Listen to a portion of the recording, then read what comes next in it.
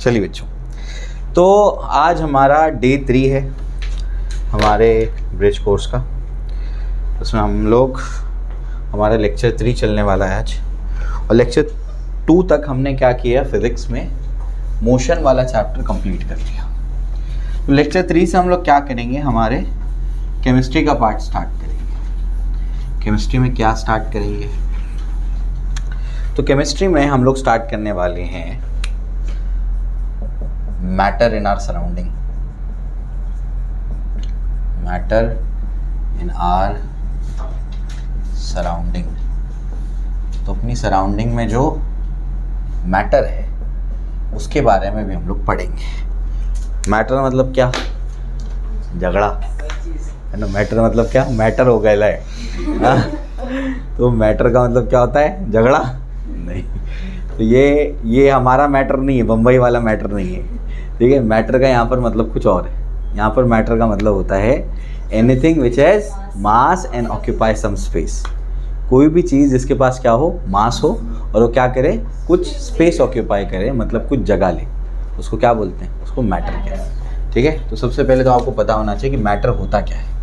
Matter होता है anything, कोई भी चीज़ which has mass and it occupies some space, उसको हम लोग क्या कहते हैं, उसको हम लोग मैटर कहते हैं। कोई भी चीज़ जिसके पास मास हो और वो क्या करे, कुछ जगह को ऑक्यूपाई करे, उसको मैटर कहते हैं। जैसे आप और मैं क्या है, मैटर है। हमारा कुछ ना कुछ मास है, हम कुछ स्पेस ऑक्यूपाई कर रहे हैं, तो हम क्या है, मैटर है। आप जिस चेयर पे बैठे हो वो क्या है, मैटर है। आपके हाथ में पेन है वो क्या है, मैटर है। बुक क्या है, मैटर है। फैन क्या है, मैटर है। आसपास की एयर क्या है, मैटर है। क्यों मैटर है, क्योंकि उसका भी कुछ मास होता है, एयर का भी कुछ मास होता है, और साथ साथ में वो कुछ जगह भी तो ले रहा है। ये पूरे इस वॉल्यूम को कवर कर रहा है, वो बात समझ आई, ठीक है ना। तो एयर भी क्या है, मैटर। तो मैटर तो हमारे आसपास की सारी चीज़ें जो हमको नज़र आ रही है वो मैटर है। इनफैक्ट पूरा जो यूनिवर्स है वो सिर्फ 2 चीज़ों से बना हुआ है। क्या, मैटर और एनर्जी। मैटर और एनर्जी, सिर्फ ये 2 चीज़ों से पूरा यूनिवर्स बना हुआ है। अगर यूनिवर्स को बांटा जाए कि यूनिवर्स में क्या क्या है, तो बस 2 चीज़ें, या तो मैटर है या तो एनर्जी, इसके अलावा और कुछ नहीं। बात समझ आई, ठीक है ना। चलो भी तीसरी चीज़, कुछ लोग स्पेस भी कहते हैं कि स्पेस है। तीसरी चीज़ क्या है, जगह है ना। तो बस 2 या 3 चीज़ें, ऐसा है, ठीक है। चलो भी, तो मैटर इन आवर सराउंडिंग क्या होता है, anything which has mass and occupy some space, उसको हम लोग क्या कहते हैं, मैटर, ठीक है। तो ये सब मैटर है। मुझे बताओ नॉन मैटर फिर क्या होगा। नॉन मैटर क्या है, वैक्यूम को नॉन मैटर बोलेंगे क्या।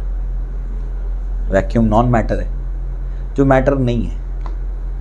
वैक्यूम मतलब कुछ नहीं होता है, वैक्यूम मतलब नथिंग, ऐसा है। नॉन मैटर क्या चीज़ होगी, जैसे एग्जाम्पल के तौर पे आज मैं बहुत खुश हूँ, तो हैप्पीनेस क्या है, आज मैं 4 किलो खुश हूँ, नहीं, ये बोलना तो मतलब कोई लॉजिक नहीं है। 4 किलो खुश हूँ, 5 मीटर खुश हूँ, ऐसा नहीं बोल सकते। तो हैप्पीनेस मैटर नहीं है। बात समझ आ रही क्या बोल रहा हूँ। फ्रेंडशिप मैटर है, नहीं, फ्रेंडशिप भी कोई मैटर नहीं है। नॉन लिविंग थिंग भी है, ये भी तो नॉन लिविंग थिंग है, ये तो मैटर है ना। तो लिविंग नॉन लिविंग की बात नहीं है, बात इसकी है कि मास और स्पेस होना चाहिए। क्या हैप्पीनेस का मास होता है, नहीं। क्या वो कोई जगह लेता है, नहीं लेता है। स्पेस में कोई जगह नहीं लेता वो, इस वजह से हैप्पीनेस मैटर नहीं होता है। फ्रेंडशिप मैटर नहीं है, बात समझ आई, ठीक है। तो ऐसी बहुत सारी चीज़ें, गुस्सा मैटर नहीं है, एंगर मैटर नहीं होता है। तो मैटर क्या है, मैटर वो चीज़ होती है जिसके पास मास होता है और वो क्या करता है, कुछ स्पेस ऑक्यूपाई करता है। कुछ किताबें ऐसे भी लिखेंगी, anything which has mass and it has volume, ये भी लिखा होता है। तो वॉल्यूम मतलब स्पेस, वॉल्यूम मतलब क्या होता है, स्पेस, बात तो वही है, ठीक। तो मैटर जो है, इसको जो हमने देखा कि मैटर के कितने टाइप होते हैं, तो मैटर जो है अपने को जनरली 3 टाइप का मिलता है हमारी रोज़मर्रा की ज़िंदगी में। कौन कौन सा, सॉलिड, लिक्विड एंड गैस। लेकिन आज के टाइम पे ऑफिशियली लगभग हम लोगों को 8 मैटर, स्टेट्स ऑफ मैटर पता है। 8 स्टेट्स ऑफ मैटर, ठीक है ना। हमको पढ़ने कितने हैं, हमको पढ़ने 3 हैं। उसमें से सॉलिड स्टेट आप कहाँ पढ़ोगे, 12th स्टैंडर्ड की केमिस्ट्री में। गैसेस स्टेट आप पढ़ोगे 11th स्टैंडर्ड की केमिस्ट्री में। लिक्विड स्टेट आप पढ़ोगे फिजिक्स में। फिजिक्स और केमिस्ट्री में दोनों में पढ़ना है, लेकिन फिजिक्स में ज़्यादा पढ़ना है। मैकेनिकल प्रॉपर्टीज ऑफ फ्लूइड्स में आपको पढ़ना है वो, ऐसा, ठीक। तो ये सब तीनों मैटर एक एक करके आप पढ़ोगे। इसमें से सबसे ज़्यादा इमेजिनेशन लगती है सॉलिड स्टेट में, काफ़ी इमेजिन करना पड़ता है आपको उसको, ठीक है। इसी वजह से 12th में रखते हैं इसको। तो मैटर 3 टाइप का होता है बेसिक तौर पे, लेकिन आज के दौर में कितना पता है अपने को, 8 टाइप का पता है, ठीक है। तो कौन कौन सा है? Solid, liquid, gas. चौथा क्या होता है? प्लाज्मा। ये क्या होता है? ये होता है बोस-आइंस्टाइन कंडेंसेट। क्या होता है? बोस-आइंस्टाइन कंडेंसेट। ये इसमें जो बोस है ये हमारे इंडियन साइंटिस्ट है जिनका नाम है सत्येंद्र नाथ बोस। इनके नाम पे रखा गया है 5th स्टेट ऑफ मैटर। ये इतना ज़बरदस्त आदमी थे कि इन्होंने एक फिज़िक्स की एक ब्रांच होती है जिसको बोलते हैं स्टैटिस्टिकल फिज़िक्स। तो स्टैटिस्टिकल फिज़िक्स जो है इन्होंने इस तरीके से उसके ऊपर काम किया था कि इन्होंने अपना काम आइंस्टाइन को भेजा। आइंस्टाइन प्रिंसटन यूनिवर्सिटी में पढ़ाते थे, one of the top most university है वर्ल्ड की। तो प्रिंसटन में अपना काम भेजा और उन्होंने जब उसका उनका काम देखा, अरे क्या ज़बरदस्त आदमी है, तो उन्होंने अपने प्रिंसटन यूनिवर्सिटी में उनको बुला लिया। किनको? सत्येंद्र नाथ बोस को। फिर दोनों ने मिल करके कुछ चीज़ों को प्रेडिक्ट किया, जैसे 5th स्टेट ऑफ मैटर को प्रेडिक्ट किया। फिर बाद में कुछ अमेरिकन साइंटिस्ट ने इसको अचीव कर लिया कि 5वां स्टेट ऑफ मैटर भी होता है। बात समझ आई? ठीक है ना। चलो, तो ये हो गया। तो इंडियन साइंटिस्ट जो है बहुत बढ़िया बढ़िया काम कर सकते हैं, बस ये होना चाहिए कि गवर्नमेंट को इतनी बड़ी पॉपुलेशन को चैनलाइज करना आना चाहिए। जैसे चाइना के बाद भी पॉपुलेशन है, इंडिया के पास भी पॉपुलेशन है। चाइना तो अभी टॉप पे है, फिलहाल तो टॉप पे, इंडिया क्रॉस करेगा कुछ टाइम में, फिलहाल तो चाइना टॉप पे है। तो चाइना इतना आगे कैसे, इंडिया इतना पीछे क्यों है? फिर प्रॉब्लम सिर्फ इतनी प्रॉब्लम है कि चाइना को अपनी पॉपुलेशन को चैनलाइज करना आया है। इतनी बड़ी पॉपुलेशन को यूज़ कैसे करना है उसकी गवर्नमेंट को पता है, समझे। शी जिनपिंग जो उसका प्राइम मिनिस्टर है, ठीक है ना, तो उनको पता है कि बेसिकली क्या है, उनकी अपनी पॉपुलेशन को यूटिलाइज कैसे करना है। अगर ये चीज़ आ जाए तो इंडिया में पता नहीं कितने नोबेल प्राइज़ आ जाएंगे। ये चीज़ अगर गवर्नमेंट को आ जाए, किसी भी टाइप की गवर्नमेंट को जो भी आ रही, बस पॉपुलेशन को चैनलाइज करना आना चाहिए, ऐसा है, ठीक। चलो, तो मैं आपसे कह रहा हूँ solid, liquid, gas, plasma, BEC, Bose Einstein condensate. उसके बाद और होता है फर्मियोनिक कंडेंसेट। उसके बाद होता है क्वार्क कंडेंसेट, और ये होता है लास्ट में आपका थॉट वेव। लास्ट में क्या होता है? थॉट वेव, ठीक है ना। तो इतने सारे स्टेट्स ऑफ मैटर पता है अपने को, मतलब जो हम सोचते हैं तो हम उसकी भी एक वेव इमेजिन करते हैं। जैसे मैंने आपको बोला अभी सन, तो आपने इमेजिन कर लिया सन, आप सन के पास पहुंच गए, तो थॉट वेव, समझे, वो भी क्या है? एक स्टेट ऑफ मैटर है, ठीक है ना। इसका मतलब ये नहीं है कि सिर्फ 8 ही स्टेट ऑफ मैटर है, और भी स्टेट्स ऑफ मैटर हो सकते हैं, जैसे एग्जाम्पल के तौर पे हमारे बॉडी में, हम मानते हैं कि हमारी बॉडी में रूह है, मानते हैं, हिंदी में बोलते हैं आत्मा। तो हमारी बॉडी में क्या है? आत्मा है। तो जो हमारी रूह है वो भी तो कोई स्टेट ऑफ मैटर होगा, वो तो इसमें काउंटेड ही नहीं है, तो वो भी एक स्टेट ऑफ मैटर होगा, आगे जाके प्रेडिक्ट हो जाएगा। या फिर एक स्टेट ऑफ मैटर है जैसे स्पेस में, वो है डार्क मैटर। स्पेस में क्या है? Dark matter. तो वो डार्क मैटर भी क्या है? एक टाइप ऑफ मैटर है जो आगे जाकर की शायद इसमें काउंट हो जाएगा। बात समझ आ रही है क्या बोल रहा हूँ मैं? तो ऐसे कई स्टेट्स ऑफ मैटर है, आपको पढ़ने कितने हैं? 3 पढ़ने। कौन कौन सा? Solid, liquid, gas. एक्स्ट्रा चीज़ें बता दी मैंने आपको प्लाज्मा तक बताते हैं, और ये BEC। कुछ चीज़ें मैं आपको इसमें एक्सप्लेन कर देता हूँ। सॉलिड सबको पता है, लिक्विड सबको पता है, गैस सबको पता है, प्लाज्मा और BEC क्या है? तो सबसे पहले बताओ प्लाज्मा क्या है? सॉलिड से ज़्यादा हीट करेंगे तो प्लाज्मा। सॉलिड, हाँ, मतलब बहुत ज़्यादा अगर उसको हीट करेंगे तो क्या बनता है? प्लाज्मा बनता है। किसी भी ऑब्जेक्ट को प्लाज्मा कैसे बनता है? अच्छा, एक बहुत पहले मैं 9th स्टैंडर्ड को पढ़ाता था कई साल पहले, तो उसमें किसी बच्चे ने मुझसे पूछा कि सर ये प्लाज्मा क्या है? तो मैंने बोला कि ऐसा है प्लाज्मा। तो बच्चे ने कहा कि सर मेरे टीचर ने कहा कि प्लाज्मा मतलब ब्लड का प्लाज्मा होता है ना वो है। ये नहीं है, वो ब्लड प्लाज्मा नहीं है वो। बात समझ आ रही है क्या बोल रहा हूँ मैं? देखो, हमेशा है ना, मैं टीचर्स को भी बोलता हूँ जो भी ट्रेनिंग के लिए आते हैं, उनको बोलता हूँ अगर तुमको कोई जवाब नहीं पता तो उसका आंसर है मुझे नहीं पता। उसको घुमा के कुछ भी नहीं बोलने का। हो सकता है ना हमको कोई चीज़ नहीं पता, क्या टीचर क्या गूगल है क्या? नहीं, कोई ऑपरेटिंग सिस्टम है टीचर? नहीं ना, हो सकता है उसको कोई चीज़ नहीं पता। तो अगर कोई चीज़ नहीं पता तो बोलो उसका आंसर मुझे नहीं पता, मैं बाद में बताता हूँ। समझ आई बात? ठीक है ना। तो वो टीचर ने बोल दिया कि प्लाज्मा क्या है? ब्लड प्लाज्मा, जबकि ये नहीं है प्लाज्मा, वो प्लाज्मा कुछ और है। वो प्लाज्मा बताता हूँ मैं आपको। आप अगर इतना टेम्परेचर क्रिएट कर लो जितना सन के पास है, सन एक स्टार है, तो स्टार्स में बहुत टेम्परेचर होता है, क्रोर्स ऑफ डिग्री टेम्परेचर होता है, क्रोर्स ऑफ डिग्री सेल्सियस उतना टेम्परेचर होता है। तो उतना टेम्परेचर अगर क्रिएट कर दिया जाए और ये सब उठा उठा के डाल दो, ये चेयर डाल दो, ये फ़ोन डाल दो, ये वो स्टैंड डाल दो, होमा का डाल दो, मैं भी कुछ जाऊँ, ठीक है ना, तुम लोग सबको भी डाल दो, तो अब क्या हो जाएगा, अपन सबका टूट टूट के atom, ion, molecule, electron, proton, neutron सब क्या हो जाएगा, अलग अलग हो जाएगा। तो बन जाएगा पाव भाजी। क्या बन जाएगा? क्या बन जाएगा? पाव भाजी। तो जो पाव भाजी स्टेट ऑफ मैटर है ना, वो क्या है? प्लाज्मा। उसको प्लाज्मा बोलते हैं। बात समझ आई? ठीक है ना। तो प्लाज्मा क्या होता है, बहुत ज़्यादा टेम्परेचर क्रिएट करो, सारी चीज़ें, सारे मैटर को उसके अंदर डाल दो, सब टूट टूट के सब क्या हो जाएगा, मिक्सचर बन जाएगा सबका, तो वो होता है प्लाज्मा, उसको प्लाज्मा कहते हैं। BEC क्या होता है, बोस आइंस्टाइन कंडेंसेट। तो BEC में क्या करते हैं हम लोग, बेसिकली इतना कम टेम्परेचर लेके जाते हैं कि बहुत सारे जो आपके ये मैटर के पार्टिकल्स है ना, अलग अलग जो एटम्स है, वो सब जोड़ जोड़ के, जैसे प्लाज्मा में ज़्यादा टेम्परेचर करने पे क्या हो रहा था, तो टूट रहा था, तो कम टेम्परेचर करने पे क्या होगा, जुड़ेगा। तो सारे एटम्स जोड़ के ये अलग अलग एटम्स एक एटम कैसा बिहेव करना शुरू कर देते हैं, तो उसको बोलते हैं BEC, बोस आइंस्टाइन कंडेंसेट। ठीक है ना। फर्मियोनिक कंडेंसेट, क्वार्क कंडेंसेट, इसके बारे में आपको आइडिया नहीं है। थॉट वेव के बारे में थोड़ा आपको मैंने बताया। फर्मियंस क्या है, क्वार्क्स क्या है, आपको नहीं पता। आपने पढ़ा होगा ना, atom is the smallest particle of matter, पढ़ा होगा। गलत पढ़ा आपने। एटम को तोड़ेंगे तो क्या मिलता है, इलेक्ट्रॉन, प्रोटॉन, न्यूट्रॉन। फिर आपने पढ़ा होगा यही अल्टीमेट पार्टिकल है, गलत है। ठीक है, सही क्या है, प्रोटॉन और न्यूट्रॉन को तोड़ेंगे तो और भी अंदर पार्टिकल मिलेंगे, उनको बोलते हैं क्वार्क्स। उनका एक कंडेंसेट बनता है, उसको बोलते हैं क्वार्क कंडेंसेट। समझे? ठीक है ना। तो अभी आगे बहुत कुछ सीखना है आपको। ठीक, चलो। साइंस को ऐसा लगता है कोई चीज़ आज सही है।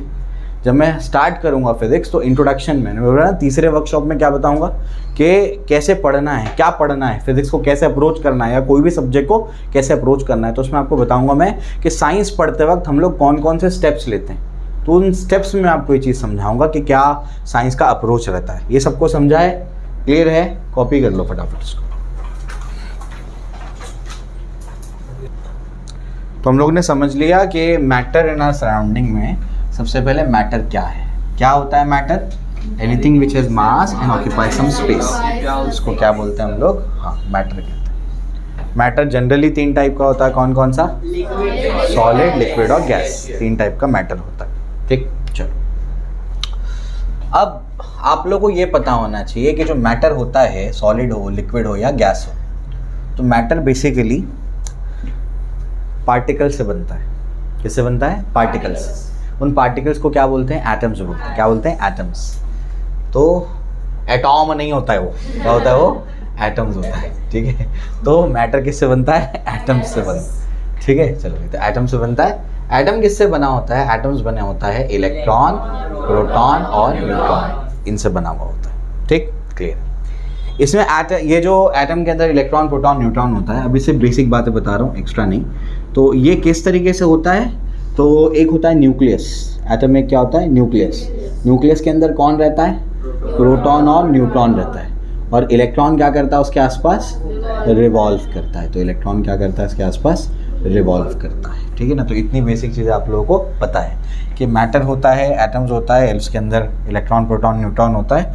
प्रोटॉन, न्यूट्रॉन न्यूक्लियस में होता है, इलेक्ट्रॉन क्या करता है? रिवॉल्व करता है। यहाँ तक समझ में आता है। इसके बाद आगे मैटर के जो पार्टिकल्स होते हैं, मैटर पार्टिकल्स, तो मैटर के जो पार्टिकल्स होते हैं वो कंटिन्यूसली रैंडम मोशन में होते हैं। Matter particles are in continuous random motion. Matter के पार्टिकल्स क्या होते हैं? कंटिन्यूअस रैंडम मोशन में होते हैं, जिगजैग पाथ में चलते हैं मैटर के पार्टिकल्स। ठीक है, कैसे समझ में आया हमको? कोई तो एविडेंस होगा हमारे पास। कैसे समझा कि मैटर के पार्टिकल्स कंटिन्यूअस रैंडम मोशन में होते हैं? सबसे ज़्यादा रैंडम मोशन गैस के पार्टिकल्स करते हैं। थोड़ा बहुत लिक्विड के पार्टिकल और सॉलिड के पार्टिकल तो सिर्फ जगह पे क्या करते हैं? वाइब्रेट करते हैं। सिर्फ जगह पे क्या करते हैं? वाइब्रेट करते हैं। ठीक है। तो मैं आपको ये समझा रहा हूँ कि मैटर पार्टिकल्स क्या होते हैं? कंटिन्यूअस रैंडम मोशन में होते हैं। और सबसे ज़्यादा कौन मूव करता है? गैस के पार्टिकल्स। कैसे समझा हमको ये? कोई एविडेंस है क्या इसका? एविडेंस है। फॉग पता है क्या होता है? फॉग क्या चल रहा है? हाँ, तो क्या चल रहा है, फॉग चल रहा है, ठीक है ना। तो तुम इस कोने में खड़े होकर क्या करो, फॉग लगाओ, फॉग मारो, तो उस कोने तक क्या हो जाएगा, ये उस कोने तक क्या हो जाएगा, पूरी खुशबू फैल जाएगी। क्यों फैलेगी? क्योंकि यहाँ के पार्टिकल्स फौरन फैल जाती है, यहाँ के पार्टिकल्स ट्रैवल करके कहाँ पहुँच गए, वहाँ तक, यहाँ तक पूरे रूम में पहुँच जाएंगे। बात समझ आ रही क्या बोल रहा हूँ मैं, क्लियर हो गया? तो बेसिकली आपको ये समझाने की मैं कोशिश कर रहा हूँ कि जो मैटर के पार्टिकल्स होते हैं वो कंटिन्यूसली क्या होते हैं, रैंडम मोशन में होते हैं। घर में खाना पकता है तो खाने की खुशबू तो बाजू वाले तक जाती है, दूर तक जाती है, ये उसका एग्जाम्पल है, ये उसका एविडेंस है कि मैटर के पार्टिकल्स क्या हैं, कंटिन्यूस रैंडम मोशन में, वो पार्टिकल दूर तक चला गया। समझ आई बात, क्लियर हो गया? ये हो गया। इसके बाद जो है कुछ और चीज़ें हैं जो आपको पता होनी चाहिए। सबसे पहला तो ये हो गया, सॉलिड्स में जो सॉलिड होता है उसमें सबसे कम स्पेस होता है, मिनिमम स्पेस बिटवीन पार्टिकल्स के बीच में क्या होता है, मिनिमम स्पेस होता है। लिक्विड में क्या होता है, बोलो, मॉडरेट स्पेस होता है, मॉडरेट लेवल पे स्पेस होता है, मॉडरेट स्पेस बिटवीन पार्टिकल्स, ठीक है। चलो, और गैसेस में हाँ सबसे ज़्यादा मैक्सिमम स्पेस होता है, बहुत ज़्यादा स्पेस होता है बिटवीन पार्टिकल्स, ठीक। चलो, कैसे समझ में आता है ये? दो इंपॉर्टेंट चीज़ें बता रहा हूँ तुमको मैं। एक तो मैटर के पार्टिकल्स क्या होते हैं, कंटिन्यूस रैंडम मोशन में होते हैं, ये तो समझ आती बात, ठीक। दूसरा जो है, जो सॉलिड लिक्विड गैस होता है, तो सॉलिड के पार्टिकल्स ऐसे ऐसे होते हैं, टाइटली पैक्ड बोलते हैं उसको, क्या बोलते हैं, टाइटली पैक्ड। लिक्विड के मॉलिक्यूल्स ऐसे होते हैं और गैस के मॉलिक्यूल्स बहुत दूर दूर होते हैं। कैसे समझेंगे? तो जैसे अभी जिस तुम चेयर पे बैठे हो उस पर एक देखो फ्लैप लगा हुआ है, इस फ्लैप पे ऐसे मैं ऐसे हाथ मारता हूँ तो क्या होगा, हाथ आर पार गया क्या? क्यों नहीं गया? क्योंकि मॉलिक्यूल्स ऐसे टाइटली पैक्ड है, बॉन्ड बहुत स्ट्रांग है, इस वजह से इसमें से स्पेस बहुत कम है, तो मेरा हाथ पार नहीं कर पाया। जबकि वाटर के पानी की बाल्टी में पानी हाथ मारूंगा तो हाथ अंदर चले जाएगा, और गैस में तो इजीली क्या कर सकते हैं हम लोग, मूव कर सकते हैं। बात समझ आई? तो ये इसके एविडेंस है। समझ आ रही बात क्या बोल रहा हूँ मैं? तो मैटर के पार्टिकल्स क्या होते हैं, कंटिन्यूस रैंडम मोशन में होते हैं। और दूसरी चीज़ क्या है, दूसरी चीज़ ये है कि सबसे कम स्पेस पार्टिकल्स के बीच में सॉलिड में होता है, थोड़ा ज़्यादा लिक्विड में, और गैसेस में बहुत ज़्यादा स्पेस होता है। समझा? ठीक है, कॉपी करो और पॉइंट्स बता दो।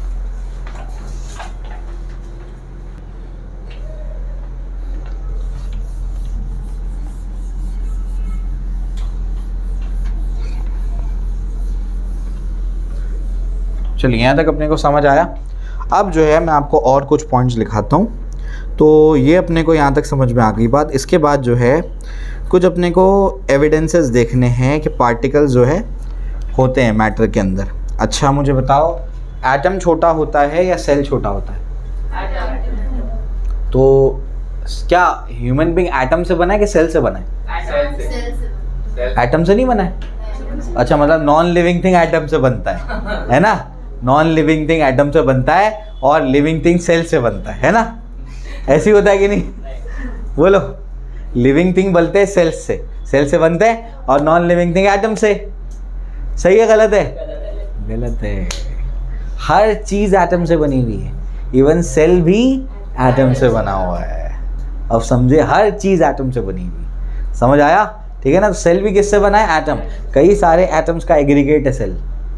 समझे? तो ध्यान रखना, ठीक है? तो ये मत सोचते बैठना, ठीक है? चलो भाई, जब मैं छोटा था तो मैं यही सोचता था और मेरे टीचर ने मुझे यही बताया था, ठीक है? चलो, तो ये हम लोगों ने कर लिया। अभी क्या एविडेंस के बारे में बताता हूँ। सबसे पहले डिसॉल्विंग, अभी हम लोग एविडेंसेस देख रहे हैं। एविडेंस मतलब क्या? हम लोग प्रूफ देखेंगे, सबूत देखेंगे, ठीक है? कि मैटर क्या होता है, मैटर पार्टिकल से बना हुआ। इसके सबूत क्या है? इसका सबसे पहला सबूत है dissolution of solid in liquid के अंदर सॉलिड क्या होता है? डिसॉल्व होता है अपने आप डिसॉल्व हो जाता है। उसको क्या कहते हैं? उसको बोलते हैं डिसोल्यूशन कहते हैं। तो ये एक तरीके का क्या है, प्रूफ है कि पार्टिकल्स से बना हुआ है वो, और पार्टिकल कंटिन्यूस रैंडम मोशन में जिगजैग पाथ में मूव कर रहे हैं पार्टिकल्स। कैसे समझा? एग्जाम्पल के तौर पे, अब केमिस्ट्री पढ़ रहे थे, केमिस्ट्री का एग्जाम्पल लेते हैं। हम एक कंटेनर में पानी लेते हैं और पानी के साथ में हमने इसमें डाल दिया पोटेशियम परमैंगनेट, KMnO4, ठीक है ना? तो KMnO4 मैंने डाल दिया, ठीक है? तो पोटेशियम पर मैग्नेट मैंने इसमें डाल दिया। तो पोटेशियम पर मैग्नेट पता है कौन से कलर का होता है? पर्पल कलर का होता है। किस कौन से कलर का होता है? पर्पल। तो इसके अंदर हमने क्या कर दिया? पोटेशियम पर मैग्नेट डाल दिया। पोटेशियम पर मैग्नेट डालने पर क्या होता है? पानी पर्पल हो जाएगा। इसका क्या मतलब है? डिजॉल्व होना मतलब है। डिजॉल्व क्यों हुआ?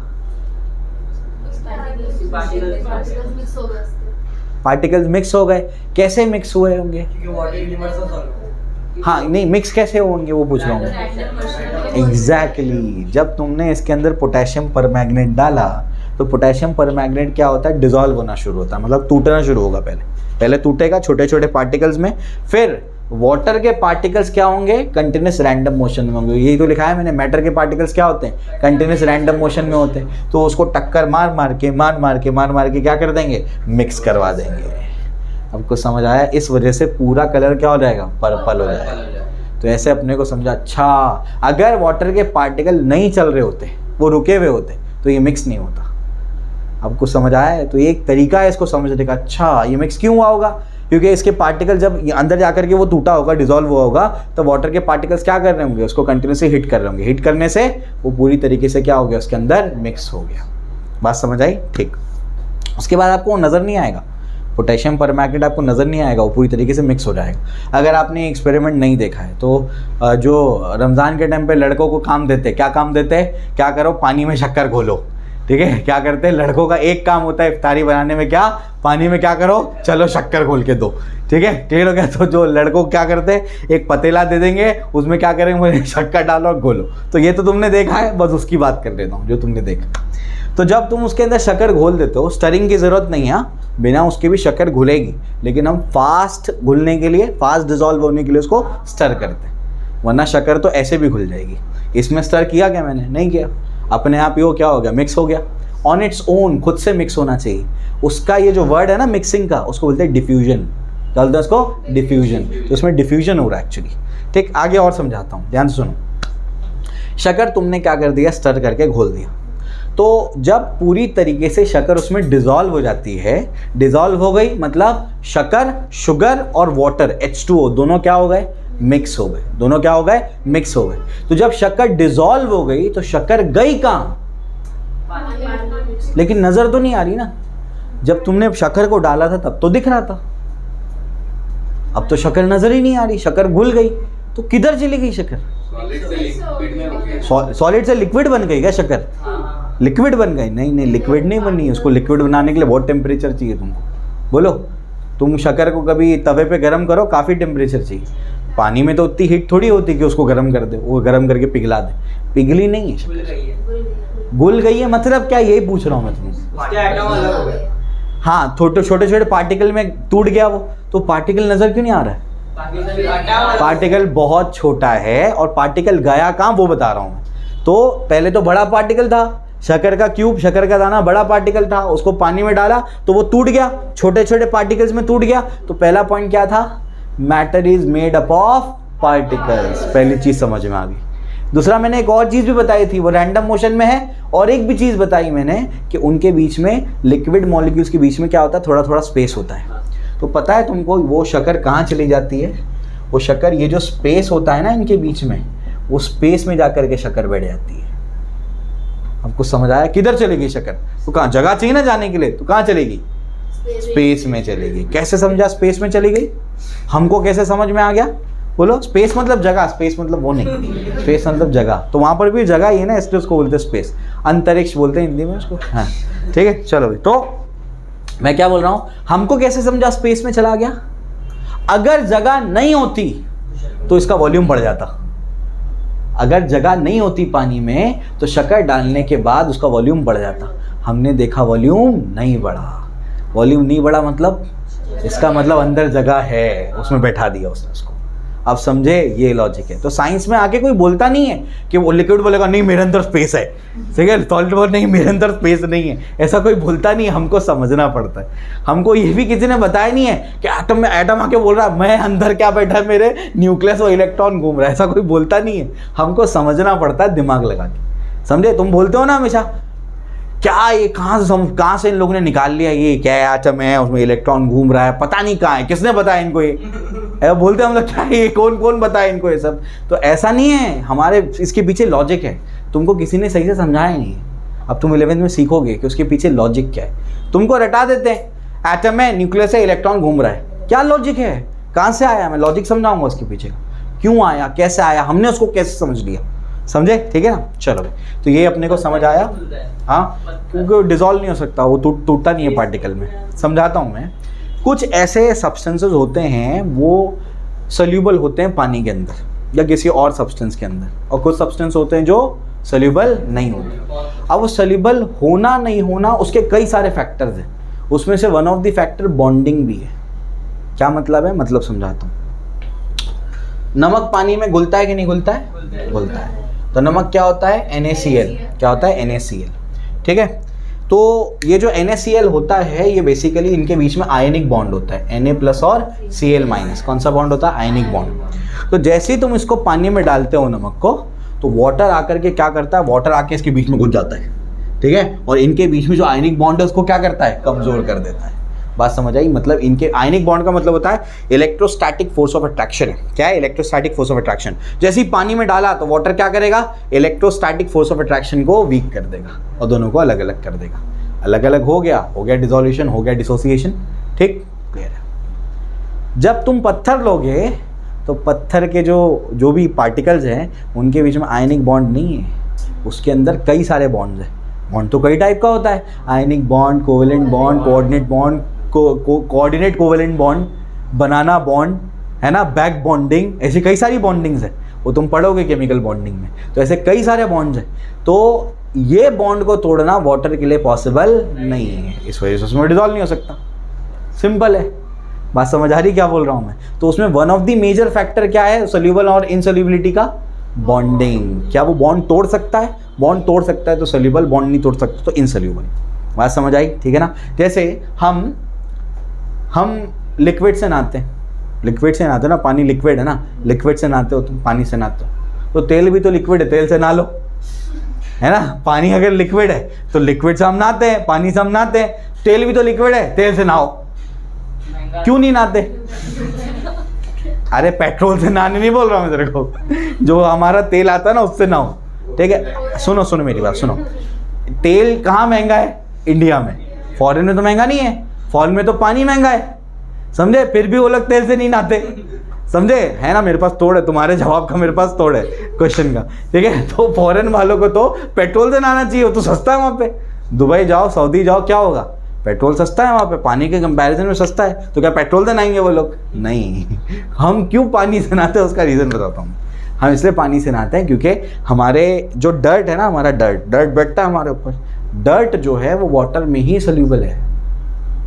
हाँ, सोल्यूबिलिटी पे डिपेंड करता है कि हम किससे नहाएंगे किससे नहीं नहाएंगे। हमारे तेल में डर्ट सोल्यूबल नहीं, वो तो और चिपका देगा उसको। अब समझा, इस वजह से तेल से नहीं नहाते। समझ आ रही बात। पेट्रोल भी तो तेल ही है ना एक तरीके का, ठीक है ना, और वो जो खाने पकाने का तेल है वो भी तेल है, तो तेल से क्यों नहीं नहाते, क्योंकि उसके अंदर सोल्यूबल नहीं है। वाटर क्या करता है, वो जो डर्ट होता है उसके बॉन्ड्स को वीक करके क्या करता है, उसको धो देता है, समझे, ठीक है। चलो तो ये हो गया, ठीक। चलो आगे बढ़ते हैं, ये समझा सबको, कोई दिक्कत नहीं। तो यहाँ से क्या समझा डिसोल्यूशन से, कि मैटर छोटे छोटे पार्टिकल से बना हुआ है और वो कंटिन्यूस रैंडम मोशन है, तभी बगैर स्टर किए पोटेशियम परमैंगनेट पूरे सोल्यूशन में क्या हो गया था, घुल गया था, मिक्स हो गया था, ठीक है। चलो ये हो गया। इसके बाद mixing of two gases. Mixing of two gases क्या है, इसको देख लो। ये सब लिखने की जरूरत नहीं है, काम का नहीं है, बस समझ लो। जो चीज़ काम की होगी वो लिखने बोलूँगा मैं। Mixing of two gases, diffusion का मतलब मिक्सिंग ही होता है, तो मिक्सिंग ऑफ टू गैसेस, दो गैसेस की मिक्सिंग। अब दो गैसेस कैसे मिक्स होती हैं, तो आपके पास दो कंटेनर है, एक कंटेनर ये है, यहाँ पर आपने एक लिड लगा दिया, दूसरा कंटेनर ये है, ठीक है ना। तो दो कंटेनर आपने ले लिया, इसके अंदर आपने गैस भर दी।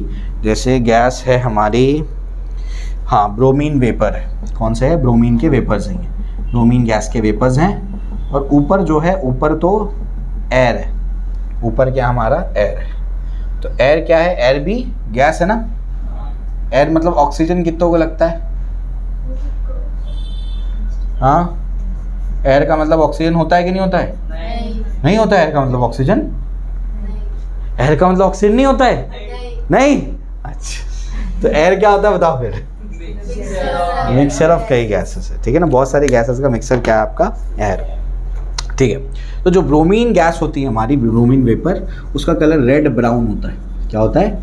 रेड ब्राउन, ठीक। चलो भाई, तो रेड ब्राउन कलर होता है, ठीक है ना। ये पता नहीं है रेड ब्राउन क्या है, सीधा बोलो रेड है या ब्राउन है, ठीक है। ये जो केमिस्ट्री है ना, ये लड़की है, ये लड़कियों को ही समझता है क्या रेड ब्राउन होता है, कौन सा क्रिम्सन रेड होता है। हमको तो समझ में आता है रेड या ब्राउन, ठीक है। तो ये जो है हमारा, ये क्या है? Red brown. तो क्या है? Bromine vapour. ये क्या है? Red brown. अब क्या, यहाँ पर देखो ये पार्टीशन लगा हुआ है, पार्टीशन लगा हुआ है, ठीक है। जैसे ये पार्टीशन को मैं यहाँ से खींचूंगा तो क्या होगा? मिक्स हो जाएगा। मिक्स हो जाएगा। इससे क्या समझता है तुमको? इससे क्या समझता है? इससे ये समझता है, इससे ये समझता है कि पार्टिकल्स मोशन में है। समझे? पार्टिकल मूव कर रहा है तभी तो यहाँ से यहाँ गया। अब समझे? तो एक और एविडेंस बता रहा हूँ। मैंने क्या बताया था? मैं क्या बता रहा हूँ तुमको? एविडेंस बता रहा हूँ कि जो मैटर है वो छोटे छोटे पार्टिकल से बना हुआ है। उससे रिलेटेड कुछ सारे आपको मैं क्या कर रहा हूँ? एक्सपेरिमेंट्स बता रहा हूँ, जो CBSE आपको बताने कहता है। तो जैसे इसको हटाएंगे तो यहाँ पर ये क्या हो जाएगा? ये जो ब्रोमीन वेपर्स हैं ये एयर के साथ में जाकर के क्या हो जाएगा? मिक्स हो जाएगा। तो यहाँ पर भी आपको ब्रोमीन वेपर और एयर का मिक्सचर मिल जाएगा। तो इससे एक और एक चीज़ क्या समझ में आती है? इससे और एक चीज़ समझ में आती है कि फिर से जो पार्टिकल्स है वो क्या है? मोशन में। इससे पहले किसका देखा? सॉलिड और लिक्विड का, कि उसके पार्टिकल मोशन में थे। अब किसका देख रहे हैं? गैस। तो गैस के पार्टिकल्स भी मोशन में होते हैं। बात समझ आई? सबसे बढ़िया एग्जांपल गैस के लिए ना, कभी गन्ने का जूस पिया है? तो गन्ने के जूस के पास, जूस वाले के पास देखो वो काला काला मक्खी पकाने का कुछ होता है, उससे जो धुआं निकल रहा होता है ना, वो ऐसे ऐसे ऐसे ऐसे होता है। तो उसको देख के अरे हाँ कितना फास्ट मूविंग है यार, ये कितना फास्ट मूव करते हैं पार्टिकल, तो उसको देख के समझ आता है। ठीक है, चलो फिर तो ये एग्जांपल है ये इसका कि गैस के मॉलिक्यूल्स भी क्या होते हैं? कंटिन्यूस रैंडम मोशन में होते हैं। ठीक है, तो यहाँ से भी समझ में आ गया। इसके बाद ब्राउनियन मोशन के बारे में पता है? ब्राउनियन मोशन नहीं, वो आप बायो में पढ़ लेना, वो आपको बता देंगे। चलो अब लिखो characteristic properties of matter. Characteristic properties of matter. Characteristic properties of matter. Matter की कैरेक्टरिस्टिक प्रॉपर्टीज क्या क्या हैं? मैटर की कैरेक्टरिस्टिक प्रॉपर्टीज क्या क्या हैं? अच्छा, उससे पहले एक और चीज़, ये जो हुआ मिक्सिंग हो गई गैसेस की, इसको भी क्या बोलेंगे? डिफ्यूजन। वहाँ पर सॉलिड और लिक्विड क्या हो गया? मिक्स हो गया, उसको भी क्या बोलेंगे? डिफ्यूजन। और भी डिफ्यूजन हो सकते हैं क्या? सॉलिड और सॉलिड में डिफ्यूजन हो सकता है? कैसे? एग्जाम्पल दो। सॉलिड और सॉलिड, दो सॉलिड डिफ्यूज हो गए। डिफ्यूजन का मतलब मिक्सिंग है। डिफ्यूजन का मतलब मिक्सिंग है, एक सब्सटेंस का दूसरे सब्सटेंस में घुस जाना, डिफ्यूजन। इसको डिफ्यूजन बोलते हैं। एग्जाम्पल दो। नहीं, वो डिफ्यूजन नहीं। सॉल्ट और शुगर का डिफ्यूजन कहाँ देखा तुमने? सॉल्ट और शुगर का डिफ्यूजन बोलो। अमेलगम बनता है उससे। सॉलिड फॉर्म में ही हो सकता है डिफ्यूजन। मैं बताता हूँ एग्जाम्पल। ठीक है, एक एग्जाम्पल तो ये है कि ये जो यहाँ पर लिखा हुआ है ना, मैं तुमको अपना यहाँ पर एक चीज़ बताता हूँ। मैं 2020 में मैं उम्रा से आया। उसके बाद उम्रा करने के बाद क्या हुआ कि मैंने लेक्चर लिया, कुछ दिन लेक्चर लिया, 10-15 दिन, और आखिरी लेक्चर था मेरा सेंटर ऑफ मास पे। और उसके बाद संडे आया, और संडे के बाद लॉकडाउन पड़ गया। पेरेंट्स भी घबरा गए, हम लोग को भी किसी को समझ नहीं आ रहा था कि क्या हो रहा है। तो बोर्ड पे जो लिखा हुआ था वो वैसे ही छूट गया था। सेंटर ऑफ मास का जो मैंने प्रॉब्लम करवाया था उस दिन, तो जो बोर्ड पे लिखा हुआ था वो वैसे ही छूट गया। उसके बाद क्लास बन रही तकरीबन 1.5 महीना तो मैं क्लास गया ही नहीं, घर पे ही थे हम लोग। 1.5 महीने तक हम लोग क्लास नहीं गए। 1.5 महीने के बाद मैं मतलब सुबह 2-3 घंटे का विंडो मिलता था कि आप जा करके आ सकते हैं। तो मुझे उस टाइम पे मैं लॉकडाउन में पढ़ा रहा था, यूट्यूब पे पढ़ा रहा था मैं। तो मुझे किताबें चाहिए थी पढ़ने के लिए, तो वो किताबें सब ऑफिस पे रखी हुई थी। वहाँ थी सकीना मंजिल पे क्लास था पहले। तो मैं गया और उसके बाद जो है मैं ऑफिस में घुसा और मैंने किताबें ली। फिर मैंने क्लासरूम को देख लिया, मतलब कुछ गड़बड़ तो नहीं है, देख लूँ। तो जैसे ही मैं क्लासरूम में गया तो बोर्ड पे कुछ लिखा हुआ था। 1.5 महीने तक बोर्ड पे लिखा हुआ था।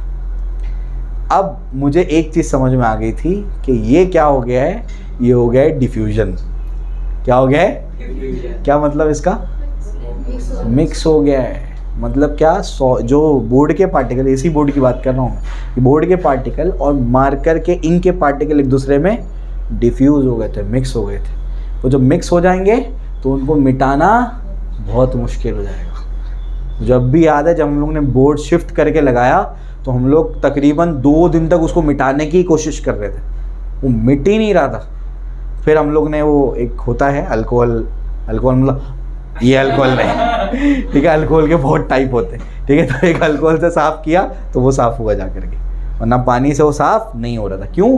डिफ्यूजन हो गया था। बहुत मुश्किल होती है उसको साफ़ करना, समझे? ठीक है ना। तो डिफ्यूजन, इसका एक एग्जाम्पल, बेस्ट एग्जाम्पल तुम्हारे सामने दे दिया मैंने कि जो इस पर लिखा हुआ है उसको छोड़ दूँ 10-15 दिन, एटलीस्ट 10-15 दिन, तो उस पर जो लिखा हुआ उस पर चिपक जाएगा, वो एक दूसरे में डिफ्यूज़ हो जाएंगे। तो ये सॉलिड डिफ्यूजन है। और डिफ्यूजन का एग्जाम्पल देता हूँ। तुमने अक्सर देखा है कि तुम अगर अपने जो पाउच होता है या कंपास होता है उसमें स्केल रखते हो, उस पर कभी पेन नहीं चिपकती लेकिन इरेजर चिपक जाता है, देखा है कभी? तो उनका मटेरियल ही वैसा होता है कि वो आसानी से क्या हो जाए, उसमें डिफ्यूज़ हो जाए। कुछ टाइम तक उसमें रखो, वो उसको चिपका हुआ रहता है, समझे? वो भी डिफ्यूजन का एग्जाम्पल है, 2 सॉलिड की मिक्सिंग। समझा? क्लियर हो गया? तो ये है डिफ्यूजन के एग्जाम्पल। तो मतलब डिफ्यूजन लिक्विड में भी होता है, गैसेस में भी होता है, सॉलिड्स में भी होता है, सब में डिफ्यूजन होता है। ठीक, क्लियर है? चलो यहाँ तक अपने को समझ में आता है। अब लिखो characteristic particle, characteristic of particles of matter. सबसे पहले, they are very very small, they are very very small, they are very very small. Second point, they have spaces between them, they have spaces between them.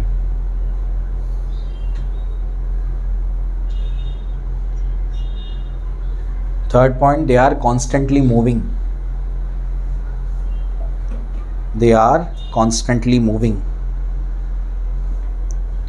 constantly moving. They attract each other, intermolecular force होता है इनके बीच में। They attract, हाँ, point 4, they attract each other, they attract each other.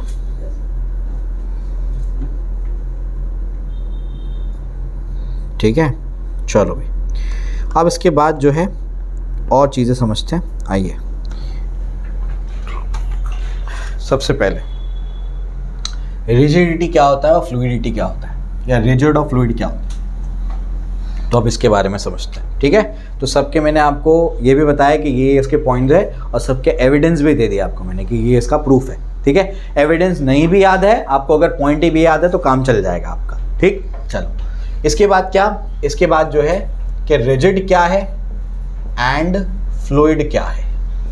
Rigid किसको बोलते हैं और fluid किसको बोलते हैं। ठीक, चलो रिजिड क्या है, फ्लूइड क्या है। रिजिड, रिजिड का मतलब क्या समझता है तुम लोगों को? क्या होता है रिजिड?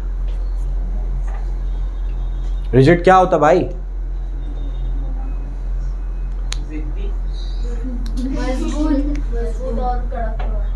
रिजिड का मतलब होता है अनबेंटेबल और अनफ्लेक्सिबल, मतलब ना उसको बेंड कर सकते हो ना वो फ्लेक्सिबल होता है। जैसे एग्जांपल के तौर पे अगर हम लोग एक आयरन का रॉड ले लेते हैं, तो अगर हम लोग एक आयरन रॉड ले लेते हैं तो वो रिजिड है।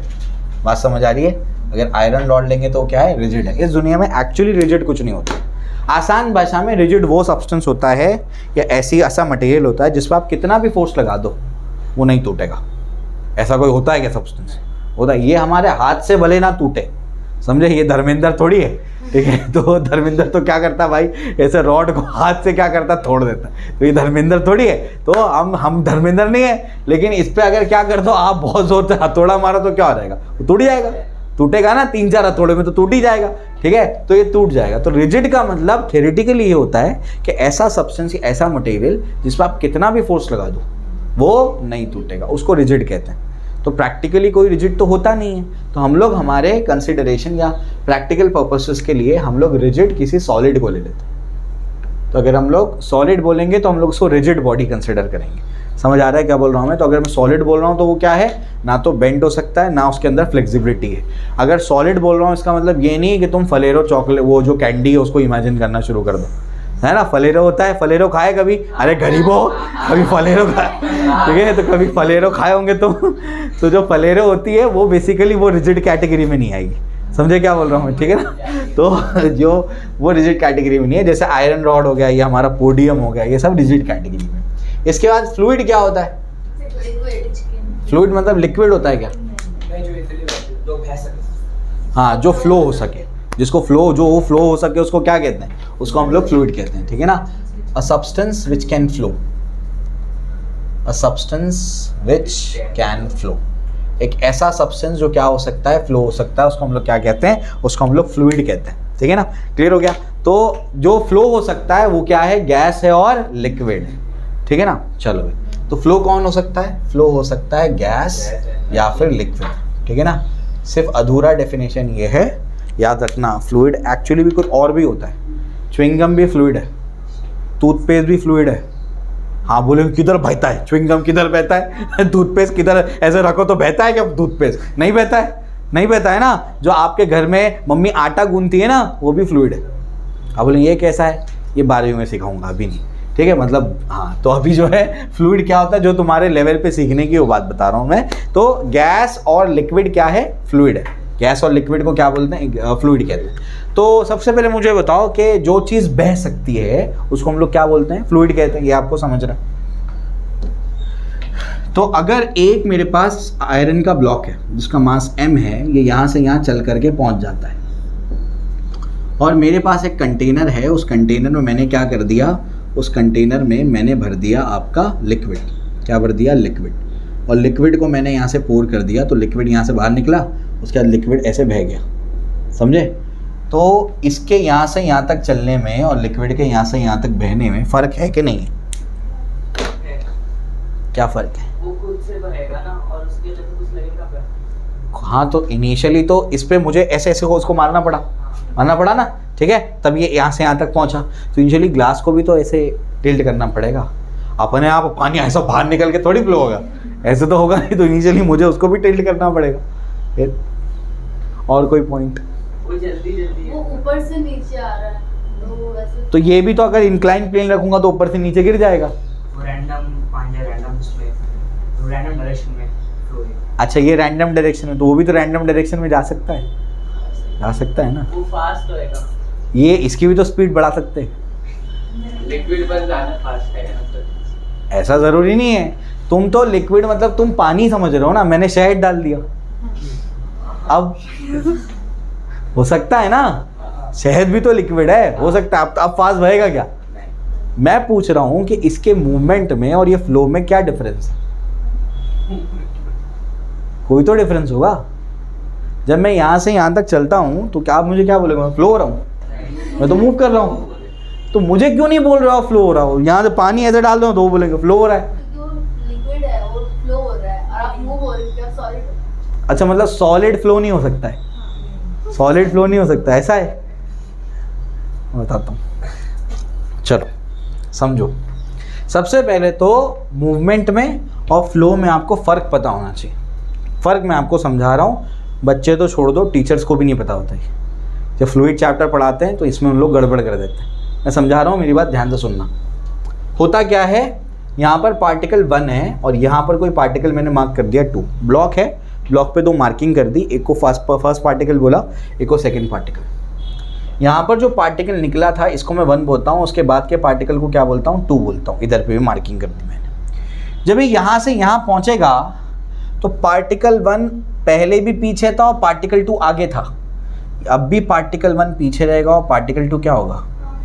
मतलब जब कोई ऑब्जेक्ट मूव करता है तो जो पार्टिकल्स पीछे हैं वो पीछे ही रहेंगे, जो पार्टिकल्स आगे हैं वो आगे ही रहेंगे। बात समझ आ रही? मतलब अगर मैं ऐसे चलता हूँ तो ऐसा तो नहीं मेरा धड़ आगे होगा सर पीछे, ठीक है, ऐसा तो नहीं होगा कभी सर आगे धड़ पीछे, ऐसा तो नहीं होगा।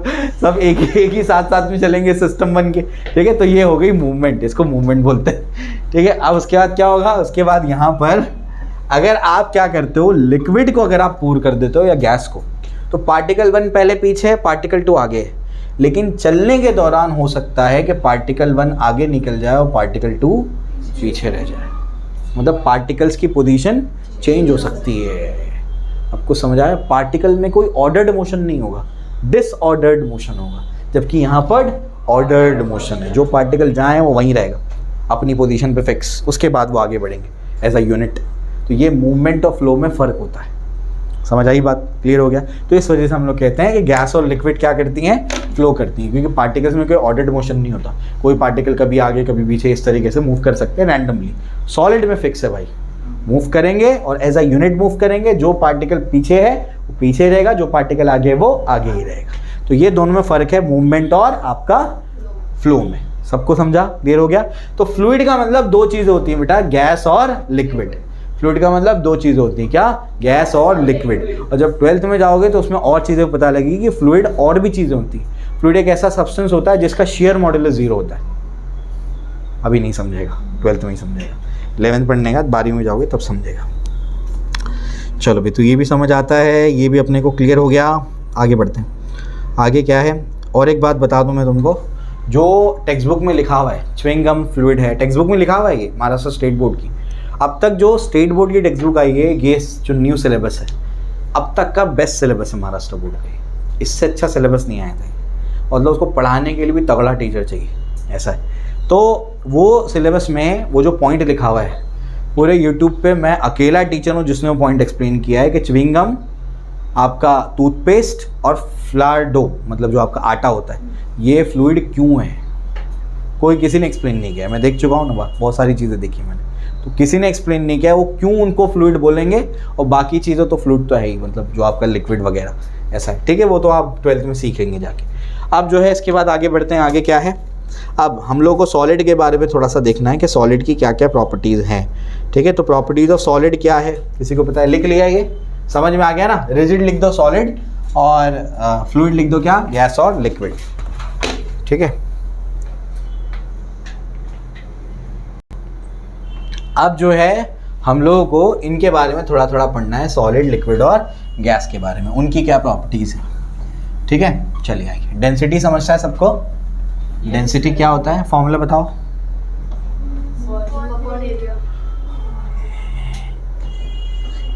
Density mass upon weight. अस्तगफिरुल्लाह, अस्तगफिरुल्लाह। डेंसिटी होता है मास अपॉन वॉल्यूम।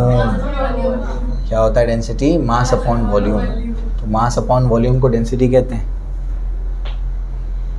हाँ भाई, चलो। तो डेंसिटी क्या होता है? मास पर यूनिट वॉल्यूम, इसको हम लोग क्या कहते हैं? डेंसिटी। क्या होती है डेंसिटी? क्या मतलब होता है डेंसिटी का? क्या मतलब होता है डेंसिटी का? इंपॉर्टेंट टर्म है ये, बार बार काम आएगा। पार्टिकल्स की पॉपुलेशन। हाँ, मतलब ज्योग्राफी के टर्म में समझा रहे हो, डेंसली पॉपुलेटेड एरिया है ना? हाँ, पता है मेरे को, ठीक है। बोलो डेंसिटी का मतलब क्या है? एक सेम मास में कितना, मतलब एक सेम मास में कितने वॉल्यूम में कितना मास है। Very good. चलो ठीक, समझाता हूँ। मेरी बात ध्यान से सुनना, ध्यान से सुनना। आपने एक क्यूब लिया, ठीक है ना, और ये क्यूब बना है बच्चों आयरन का। आयरन मतलब एल्यूमिनियम नहीं, आयरन मतलब जर्मन नहीं, आयरन मतलब लोहा। आयरन मतलब लोहा, और जर्मन फिर क्या होता है? जर्मन मतलब एल्यूमिनियम, ठीक है। और पीतल मतलब कॉपर। पीतल मतलब कॉपर, ठीक है ना।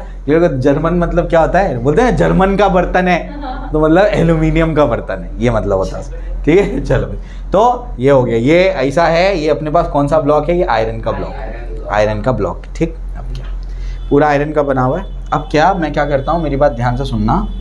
मैं इसका एक यूनिट क्यूब लेता हूँ। यूनिट क्यूब मतलब क्या? मैं एक बहुत छोटा सा क्यूब इसका काटता हूँ, और जिसका साइड है ना, क्यूब मतलब हर एक साइड सेम है। क्यूब मतलब 3D स्क्वायर। स्क्वायर है, स्क्वायर हर साइड अनइक्वल होती है कि नहीं? स्क्वायर में हर साइड अनइक्वल, अच्छा इक्वल होती है, तो हर साइड क्या होती है? इक्वल। इसको 3D में इमेजिन कर लो, तो उसको क्यूब बोलते हैं। जैसे शक्कर का दाना क्यूब होता है, समझे? ठीक है। चलो भैया अपने को समझ में आता। तो ये अपन ने छोटा सा क्यूब ले लिया, और ये जो क्यूब है इस क्यूब का हर साइड जो है वो फॉर एग्जांपल 1 सेंटीमीटर या 1 मीटर कुछ भी हो सकता है। फॉर एग्जांपल 1 सेंटीमीटर है, तो 1 सेंटीमीटर हर साइड है, ये भी 1 सेंटीमीटर, ये भी 1 सेंटीमीटर और हाइट भी 1 सेंटीमीटर। समझे? अब क्या, ये जो मैंने क्यूब लिया, फिर क्यूब तो पूरा आयरन का ही होगा, इस क्यूब का मैंने मास चेक किया। समझे? तो वो जो आएगा उसका एक यूनिट वॉल्यूम में, इसका वॉल्यूम कैसे निकालूंगा बताओ मैं, 1 centimetre into 1 centimetre into 1 centimetre, length into breadth into height, तो कितना होगा 1 सेंटीमीटर क्यूब, तो उसको बोलेंगे यूनिट क्यूब। तो इसके यूनिट क्यूब का जो मास होगा वो उसकी डेंसिटी है।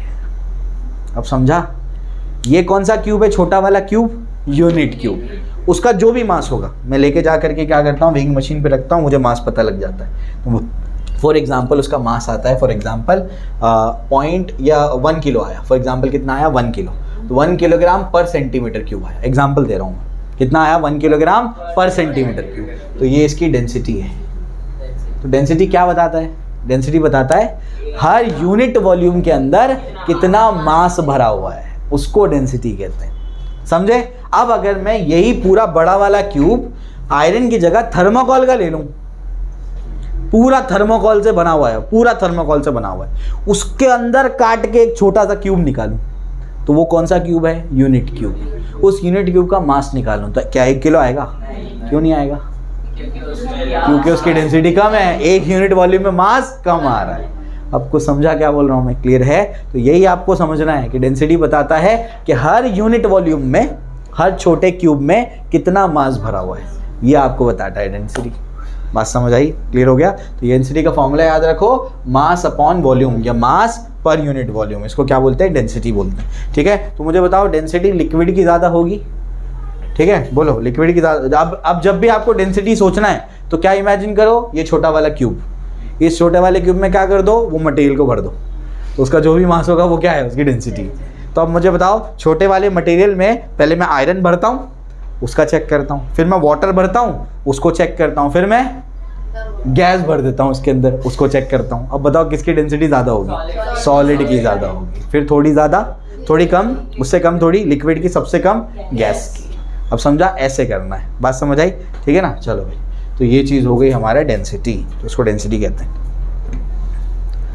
चलो डेंसिटी लिख लो, फॉर्मूला लिख लो, फिर मैं आपको प्रॉपर्टीज़ बताता हूँ अभी, सॉलिड की क्या है, लिक्विड की क्या है और गैस की क्या है।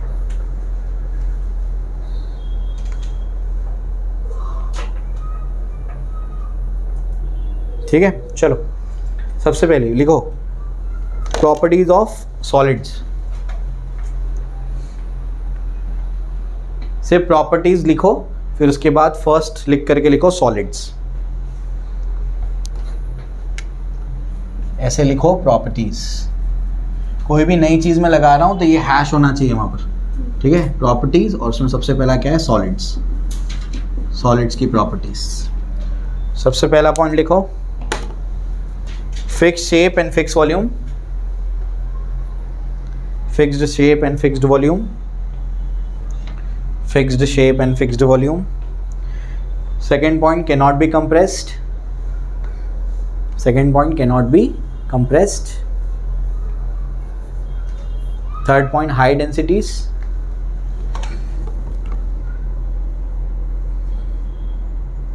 Fourth point, do not fill the container completely. Do not fill the container completely. Fifth point, do not flow. Do not fill the container completely, और fifth point है do not flow. ठीक? क्या क्या properties है solid की? Fixed shape, fixed volume. उसके बाद can't be compress. Fix shape, fix volume मतलब क्या? उसका खुद का शेप होता है, खुद का वॉल्यूम होता है, खुद एक पर्टिकुलर फिक्स जगह लेता है। Second point, cannot be compress, मतलब उसको कंप्रेस नहीं कर सकते। Third point, high density. बताया तीनों के कंपैरिजन में सॉलिड की डेंसिटी सबसे ज़्यादा होगी। ठीक? इसके बाद do not fill the container completely. क्या मतलब? कंटेनर को कंप्लीटली फिल नहीं करेगा वो। कैसे? मैं लेता हूँ एक ये रिमोट, इस रिमोट को मैं क्या करता हूँ, हमारे घर में पतीली है, पतीली में रख देता हूँ, तो क्या होगा? ऐसा बड़ा हो कि ये पूरा कंप्लीट करके कवर कर लेगा कि नहीं कर लेगा?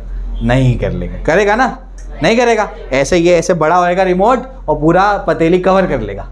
नहीं करेगा। तो नहीं करेगा तो पूरे कंटेनर को कंप्लीटली फिल नहीं करता। लेकिन अगर मैं क्या कर देता हूँ, उसी पतीली के अंदर गैस डाल देता हूँ, तो अब क्या करेगा? भाग भाग करके पूरा फिल कर देगा। अब समझ आया? अगर गैस निकाल के लिक्विड डाल देता हूँ, पूरा फिल हो जाएगा ना। ऐसा मैंने क्या कर दिया, छोटी वाली 10 वाली पेप्सी की बोतल आती है ना, वो ऐसे पतीली में उंडेल दिया, तो पूरा अपने आप भर जाएगा वो। हाँ, नहीं भरेगा ना? हाँ, तो लिक्विड ही पूरा कंप्लीटली फिल नहीं करेगा, सॉलिड भी नहीं करेगा, लिक्विड भी नहीं करेगा, लेकिन गैस डालोगे तो पूरा फिल कर देगा। अब डिफरेंस क्लियर हो रहा है? ठीक है, चलो भाई, तो ये हो गया do not fill the container completely और डू नॉट फ्लो। अभी बताया था मैंने, फ्लो नहीं होता। ठीक है, चलो भाई, अब लिखो सेकेंड पॉइंट। सॉलिड्स के बाद सेकेंड जो है वो है liquids.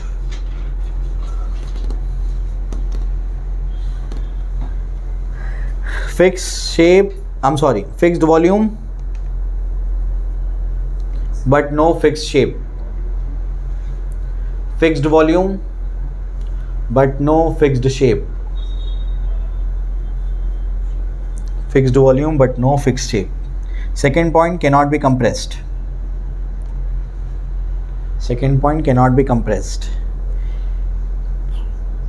Third point, moderate to high densities. Moderate to high densities.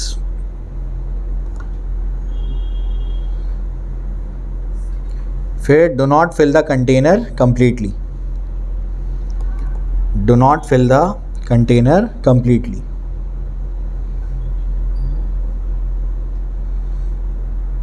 Last point, flows easily. Flows easily. क्या समझा? वॉल्यूम फिक्स है। 1 लीटर पानी डालोगे तो पतीली में जाके 2 लीटर बनेगा? नहीं। कितना बनेगा? 1 लीटर। ठीक, चलो। उसके बाद शेप फिक्स नहीं है। क्यों नहीं? पेप्सी की बोतल में डालोगे तो पेप्सी की बोतल का शेप ले लेगा, फेंटा की बोतल में डालोगे तो फेंटा की बोतल का शेप ले लेगा। बात समझ आई? ठीक है ना? तो ये जो है आपका फेस का जो शेप है वो फिक्स नहीं है। कैनॉट बी कंप्रेस, कंप्रेस नहीं कर सकते। पानी को कंप्रेस करने की कोशिश करो, बहुत मुश्किल उसको कंप्रेस करना, नहीं कर सकते। ठीक है, चलो। उसके बाद मॉडरेट टू हाई डेंसिटीज, मतलब मॉडरेट लेवल पे डेंसिटीज होती है। और do not fill the container completely. पानी डाला मैंने तो क्या पूरा भरेगा? नहीं भरेगा, पूरे कंटेनर को पूरी तरीके से फिल नहीं करता। और फ्लोज इजीली, आसानी से फ्लो हो जाता। अब क्या बचा? गैस। चलो, आखिरी चीज़ है आज के लेक्चर की, है गैस। तो प्रॉपर्टीज ऑफ गैसेस में गैसेस लिखो। सबसे पहला पॉइंट लिखो, सबसे पहला point, neither fix shape nor fixed volume. Neither fixed shape nor fixed volume.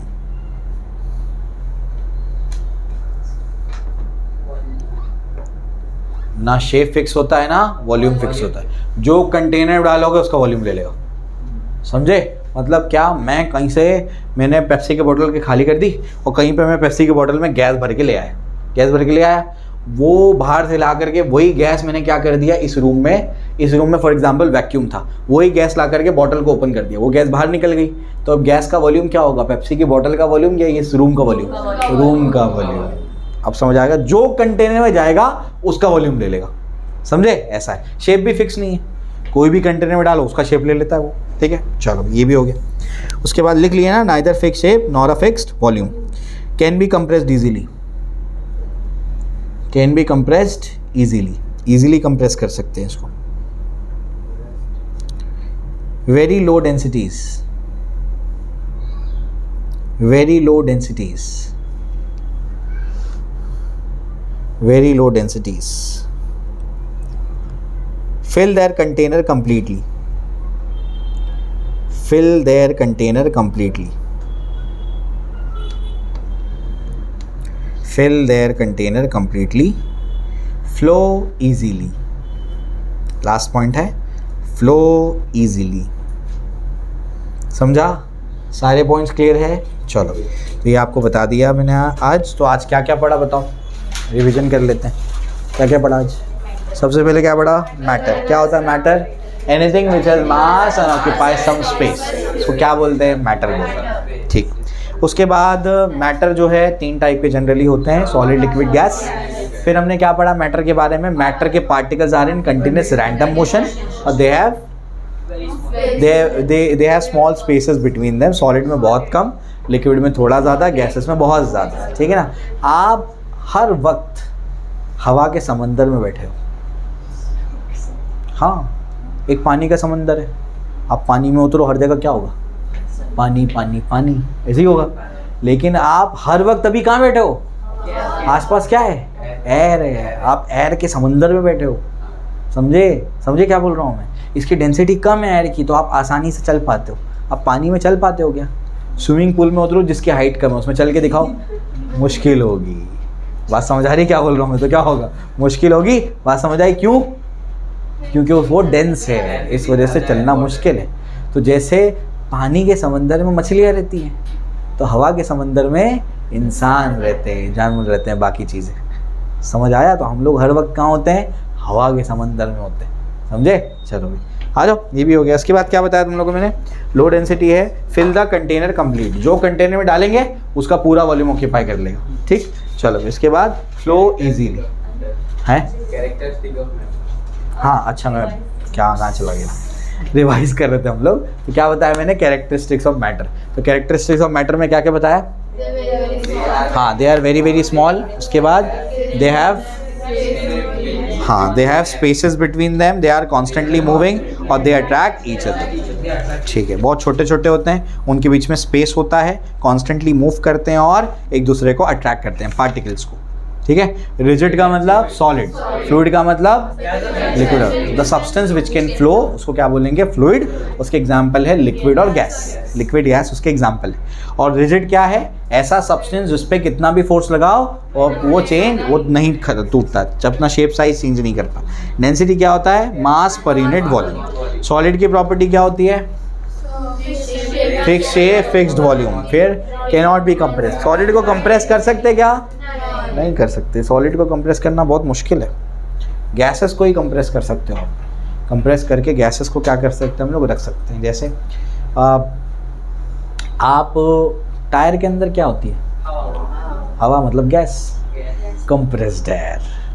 समझ आ रहा है क्या बोल रहा हूँ मैं, ठीक है ना। तो टायर के अंदर भी गैस है, तो गैस को आसानी से कंप्रेस कर सकते हैं। और थोड़ा सा भी टेम्परेचर या वॉल्यूम में चेंज आएगा तो ड्रास्टिक चेंज आता है उसके प्रेशर में, वो आप सीखोगे उसको, ठीक है। चलो आगे क्या है इसके बाद और क्या पढ़ा हम लोग ने, हाँ, और प्रॉपर्टीज बताओ सॉलिड की। सॉलिड क्या है, हाई डेंसिटी होता है, takes the shape of the container, है ना। सॉलिड ले लेता है शेप, नहीं, it does not take the shape of the container, do not flow, ठीक है। चलो भाई लिक्विड क्या है,